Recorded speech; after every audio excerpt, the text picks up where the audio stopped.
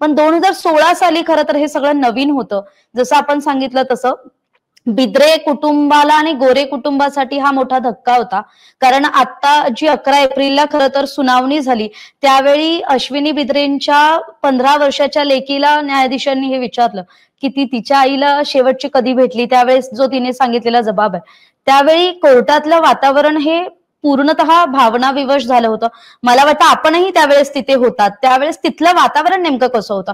आणि आपण या काळात कसं म्हणजे स्वतःला एक मित्र म्हणून कसं बाजूला ठेवता? जेव्हा बातमीदारी करायची वेळ येते, तेव्हा ती आपली एक मैत्रीण आहे, जिला आपण गमावलंय, पण आता आपण तिच्या न्यायासाठी लढताय. तर हे सगळं जे वातावरण आहे, कारण एक माणूस असलो, पत्रकार असलो तरी आपण एक माणूस आहोत, आपल्याला भावना असतात. हे सगळं कसं डील करता इमोशनली?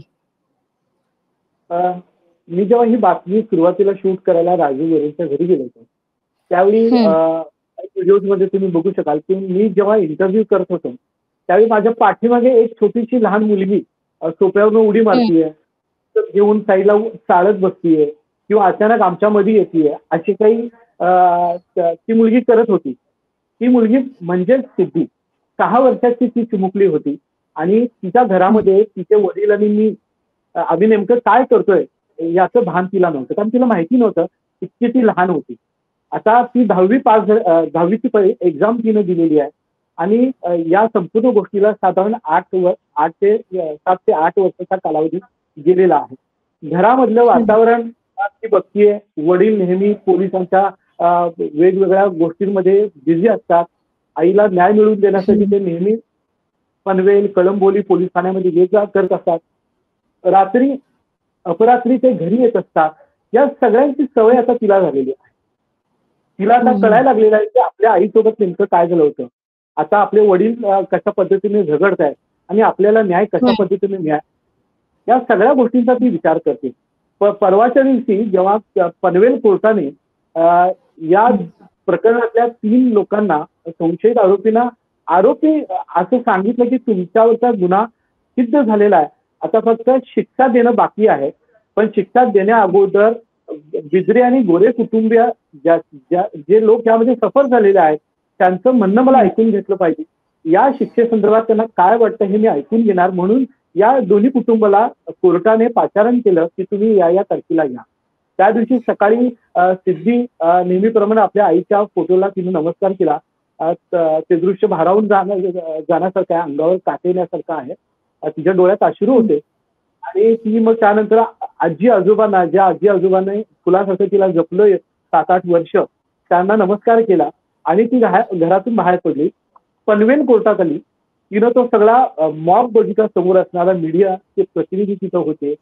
कोर्ट पहिल्यांदा बघितलं. कोर्टमध्ये आली. हं, कोर्टामध्ये उभं राहायला जागा नव्हती, एवढी खचाखच गर्दी त्या कोर्टामध्ये तो खटला साठी होत झाली होती. यावेळी कोर्टाने सिद्धीला सुरुवातीला समोर बोलावलं. सिद्धीला विचारलं, "तू कशी आहेस? सध्या काय करतेस?" त्यानंतर सिद्धी थोडीशी फ्री झाली कोर्टात बरोबर बोलताना आणि त्यानंतर सिद्धीला पहिला प्रश्न विचारला, की "सिद्धी, हे सगळं तुला प्रकरण माहिती आहे. अ, अ, तुझं खूप मोठं नुकसान झालंय. या नुकसानीबद्दल तुला काय म्हणायचं आहे?" त्यावेळी सिद्धी जेव्हा बोलायला सुरुवात सिद्धीने केली, त्यावेळी आईबद्दलची कृतज्ञता तिनं व्यक्त केली. वडिलांबद्दल तिनं सांगितलं, "माझी आई आता माझ्यासोबत नाही आहे आणि आईच्या या जाण्यानं किती नुकसान आमचं झालेलं आहे, याचं कथन तिनं न्यायमूर्तींसमोर केलं आणि यावेळी तिला रडू कोसळलं. कारण तिला समोर आई दिसत होती. गेली 8 वर्ष आईसाठी झगडणारे वडील आणि ही सगळी प्रोसेस दिसत होती. त्यावेळी न्यायाधीशांमधला एक मातृहृदयी जो व्यक्ती असतो, तो आम्हाला तिथे हं, समोर दिसला. कारण न्यायाधीश अशा पद्धतीनं सिद्धीला ट्रीट करत होते, की समोर वडीलधारी माणूस आहे, तू माझीच लेक आहे, तू तुझ्या मनात जे आहे ते बोल. अशा पद्धतीनं न्यायाधीशांचं ते सांगणं कदाचित असावं. या पद्धतीनं मग सिद्धी तेवढीच फ्री होऊन तिनं माफक तिची अपेक्षा जी होती ती व्यक्त केली, की ज्यांनी माझ्या आईला माझ्यापासून दूर नेलेलं आहे, दूर केलेलं आहे आणि सगळ्यात महत्त्वाचं तिची हत्या केलेली आहे, अशा आरोपीला फाशीची शिक्षा व्हावी अशी तिनं मागणी केली. पण हे सांगत असताना अतिशय प्रौढ आणि पोक्त असं तिच्या तोंडातून एक वाक्य निघलं. ते म्हणजे, की माझ्या आईचा मला अभिमान वाटतो. तिच्या पद्धतीनेच मला पोलीस अधिकारी व्हायचं असं माझं स्वप्न आहे. पण पोलीस हं, दलामध्ये महिलांना सध्या काय वागणूक मिळते हे मला माहिती झालेलं आहे. त्यामुळं मला आता सिव्हिल सर्व्हिसेस किंवा पोलीस मध्ये काम करण्याची आता माझी इच्छा उरलेली नाही. हे वाक्य जेव्हा तिनं उच्चारलं त्यावेळी कोर्ट अक्षरशः स्तब्ध झाला होता आणि यावर न्यायाधीशांनी सुद्धा विशेष अशी काय प्रतिक्रिया दिली ते शांत झाले आणि सिद्धीचं बोलणं ते ऐकत होते. त्यामुळं सिद्धीनं जे 6-7 वर्ष काढले त्या सगळ्या गोष्टीमध्ये, आता ती 10वीत गेलेली आहे, आता ती स्वतंत्रपणे विचार करते, स्वतंत्रपणे बोलते, पण तिच्या मनात हीच खटकत आहे की माझी आई आज माझ्या सोबत नाहीये आणि आता तिची उणीव तिच्या वडिलांनी जरी भरून काढली असली तरी आईच्या मारेकऱ्यांना फाशी झाली पाहिजे अशी तिनं वापस अपेक्षा व्यक्त केली आहे. महाराष्ट्रातील सर्व बातम्यांचे विश्वासार्ह व्यासपीठ,